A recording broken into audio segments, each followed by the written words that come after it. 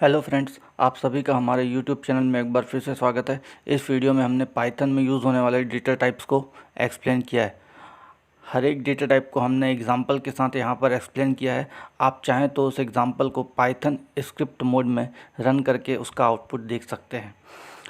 अगर आपको ये वीडियो पसंद आता है तो इसे शेयर और लाइक करना नहीं भूलें। और एक बात, अगर आपको ये वीडियो पसंद ना आए तो इसे डिसलाइक करना भी ना भूलें। अगर हाँ, आपके पास कोई सजेशन है जिससे हम अपने वीडियो को और बेहतर बना सकते हैं तो आप हमारे दिए हुए नंबर पे व्हाट्सअप कर सकते हैं या हमें कमेंट भी कर सकते हैं। ये वीडियो थोड़ा लंबा है, इसलिए हमारी तरफ से आप सभी को सॉरी, बट हमारी ये गारंटी है कि अगर आप इस वीडियो को बिना स्किप किए हुए देखेंगे तो आप पाइथन में यूज़ होने वाले डेटा टाइप्स को उसके एग्जाम्पल्स और आउटपुट के साथ बहुत अच्छी तरह से समझ सकते हैं। कई सारे प्रोग्रामिंग लैंग्वेज की तरह पाइथन प्रोग्रामिंग लैंग्वेज भी डेटा टाइप, वेरिएबल्स और ऑपरेटर्स को सपोर्ट करता है। डेटा टाइप का यूज़ हम किसी वेरिएबल में डेटा स्टोर करने के लिए करते हैं। पाइथन के अंदर टाइप फंक्शन का यूज़ करके हम किसी भी वेरिएबल में किस टाइप का डेटा स्टोर है ये जान सकते हैं। पाइथन के अंदर हमारे पास कुछ डेटा टाइप्स अवेलेबल हैं जो कि number, string, Boolean, list, tuples, set और डिक्शनरी है। सबसे पहले हम देखते हैं नंबर डेटा टाइप को। पाइथन के अंदर नंबर डेटा टाइप के अंदर 3 न्यूमेरिक टाइप्स आते हैं। पहला इंटीजर, दूसरा फ्लोटिंग पॉइंट नंबर्स और तीसरा कॉम्प्लेक्स नंबर्स। इंटीजर नंबर के अंदर हम पॉजिटिव या फिर नेगेटिव नंबर दोनों नंबर को लिख सकते हैं। इंटीजर का जो साइज़ है वो अनलिमिटेड होता है पाइथन 3 के अंदर। यहाँ पर हमने एक एग्जांपल दिया हुआ है जहाँ पर ए को दिया 100, बी को दिया -100 और सी में लिखा हुआ है 1 × 20। इसके बाद हमने तीनों को प्रिंट लिया है और इन तीनों का आउटपुट कुछ इस तरीके से आपके सामने है। इसके बाद आते हैं हम फ्लोटिंग पॉइंट नंबर्स के अंदर। इसके अंदर पॉजिटिव और नेगेटिव रियल नंबर्स को हम डेसिमल पॉइंट्स के साथ लिख सकते हैं। इसके लिए भी हमने यहाँ पर एग्जांपल बनाया हुआ है। यहाँ पर ए, बी, सी और डी की वैल्यू दी हुई है। इसके बाद हमने इन चारों वैल्यू को प्रिंट स्टेटमेंट के थ्रू प्रिंट किया है जिसका आउटपुट इस तरीके से हमारे सामने है। इसके बाद तीसरे नंबर पर हम देखते हैं कॉम्प्लेक्स नंबर्स को। कॉम्प्लेक्स नंबर्स कॉम्बिनेशन होता है रियल और इमेजिनरी पार्ट का। कॉम्प्लेक्स नंबर को हम रिप्रेजेंट करने के लिए x + yj लिख सकते हैं। यहाँ पर x रियल पार्ट है और y इमेजिनरी पार्ट है। इसके लिए हमने यहाँ पर जो एग्जांपल बनाया है वो कुछ इस तरीके से है। a = कॉम्प्लेक्स 5, ये कन्वर्ट करेगा 5 को रियल पार्ट में और 0 इमेजिनरी पार्ट में होगा। वैसे b = कॉम्प्लेक्स 101, 23, ये कन्वर्ट करेगा 101 को रियल पार्ट में और 23 को एज इमेजिनरी पार्ट। ये भी इसका आउटपुट हमारे सामने यहाँ पर है। इसके बाद हम देखते हैं सेकंड नंबर के डेटा टाइप को जो कि स्ट्रिंग है। स्ट्रिंग सीक्वेंस ऑफ कैरेक्टर को हम स्ट्रिंग के नाम से जानते हैं। पाइथन में हम सिंगल इन्वर्टेड कॉमा के अंदर अगर किसी सीक्वेंस ऑफ कैरेक्टर को रखते हैं या फिर डबल इन्वर्टेड कॉमा के अंदर किसी सीक्वेंस ऑफ कैरेक्टर को रखते हैं तो हम इसे स्ट्रिंग के नाम से जानते हैं। यहाँ पर जो हमने एग्जांपल लिया है यहाँ पे लिखा हुआ है स्ट्रिंग, str, स्ट्रिंग नहीं है। इसमें हमने सिंगल इन्वर्टेड कॉमा के अंदर लिखा हुआ है कंप्यूटर साइंस। इसके बाद हमने कुछ प्रिंट स्टेटमेंट्स दिए हैं। यहाँ पर पहला स्टेटमेंट पूरे कंप्लीट कंप्यूटर साइंस स्ट्रिंग को प्रिंट करेगा। इसके बाद सेकंड स्टेटमेंट सिर्फ फर्स्ट कैरेक्टर सी को प्रिंट करेगा।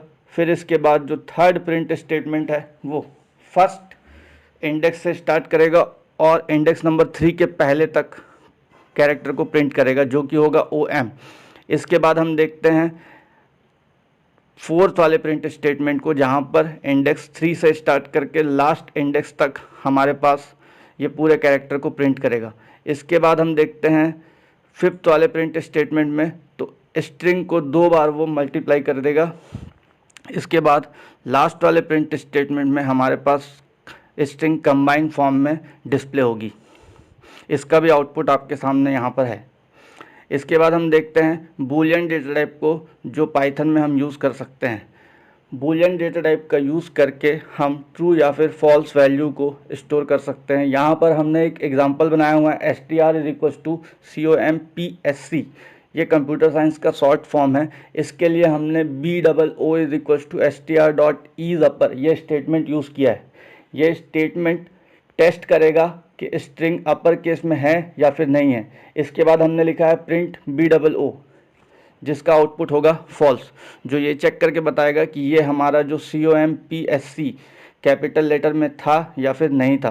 तो ये हमारा कैपिटल लेटर में नहीं था, इसलिए आउटपुट आया है फॉल्स। इसके बाद हम देखते हैं हमारे नेक्स्ट डेटा टाइप को, जो कि हम पाइथन में यूज़ करते हैं। इसका नाम है लिस्ट।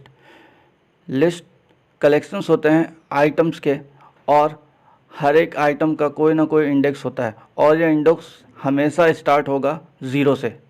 यहाँ पर हमने एक एग्जांपल लिखा हुआ है, यहाँ पे लिखा हुआ है लिस्ट = 6, 9। यहाँ पर इंडेक्स वैल्यू 0 से स्टार्ट होगी, जो 6 के लिए होगी, और 1 जो इंडेक्स वैल्यू होगी वो होगी 9 के लिए। लिस्ट 0 = 55। जब हम इन दोनों स्टेटमेंट को जो हमने यहाँ पर बनाया है लिस्ट 0 और लिस्ट 1 प्रिंट करते हैं, तब हमारे पास आउटपुट कुछ इस तरीके से होगा। इसके बाद हम देखते हैं नेक्स्ट डेटा टाइप टपल्स को, जो कि हम पाइथन में यूज़ करते हैं। लिस्ट और टपल्स दोनों लगभग सेम टाइप के हैं। लिस्ट म्यूटेबल पाइथन ऑब्जेक्ट्स है, but tuple immutable Python objects है। इम्यूटेबल पाइथन ऑब्जेक्ट्स मीन्स हम उसको मॉडिफाई नहीं कर सकते अगर हमने कोई वैल्यू एक बार उस पर असाइन कर दी है तब। इसके लिए हमने एक एग्जांपल बनाया है जो आपके सामने है।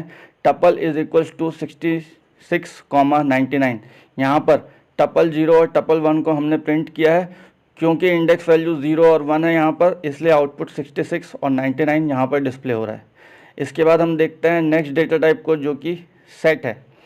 It is an unordered collection of unique and immutable items. ये भी अनऑर्डर्ड कलेक्शन है यूनिक और इम्यूटेबल आइटम्स का, जिसको कि हम मॉडिफाई नहीं कर सकते हैं। यहाँ पर हमने सेट का एग्जांपल दिया है। सेट 1 = 11, 22, 33, 22। यहाँ पर हमने सेट 1 को प्रिंट किया, तो हमारे पास सेट 1 प्रिंट होता है और हमारे पास आउटपुट होगा 33, 11 और 22। शायद यहाँ पर कोई चेंजेस हो सकता है आउटपुट। आप इस एग्जांपल को कहीं पर भी या तो इंटरेक्टिव मोड में या फिर स्क्रिप्ट मोड में रन करके देख सकते हैं। अगर हमने यहाँ पर कहीं पर कोई मिस्टेक की है तो आप इसको करेक्ट कर सकते हैं। यह आपके लिए प्रैक्टिस सेशन होगा। इसके बाद हम देखते हैं सबसे लास्ट में डेटा टाइप डिक्शनरी को। ये अनऑर्डर्ड कलेक्शन होता है आइटम्स का, और हर एक आइटम के साथ की और एक वैल्यू होती है। यहाँ पर हमने एक एग्जांपल के थ्रू इसको समझाया है। एक डिक्शनरी क्रिएट की है DICT नाम से, और यहाँ पर की में दिया है हमने सब्जेक्ट कंप्यूटर साइंस, और उसकी वैल्यू बनाई है क्लास, जहाँ पर हमने वैल्यू दी है 11। एक बार हम कंप्लीट डिक्शनरी को प्रिंट करने के लिए स्टेटमेंट देंगे, और दूसरे बार की को प्रिंट करने के लिए, और थर्ड स्टेटमेंट में हमने वैल्यू को प्रिंट किया है। इसका आउटपुट आपके सामने कुछ इस तरीके से है। उम्मीद करते हैं आपको हमारा ये वीडियो पसंद आया होगा। अगर आपको हमारा ये वीडियो पसंद आता है तो प्लीज़ इसे शेयर और लाइक करना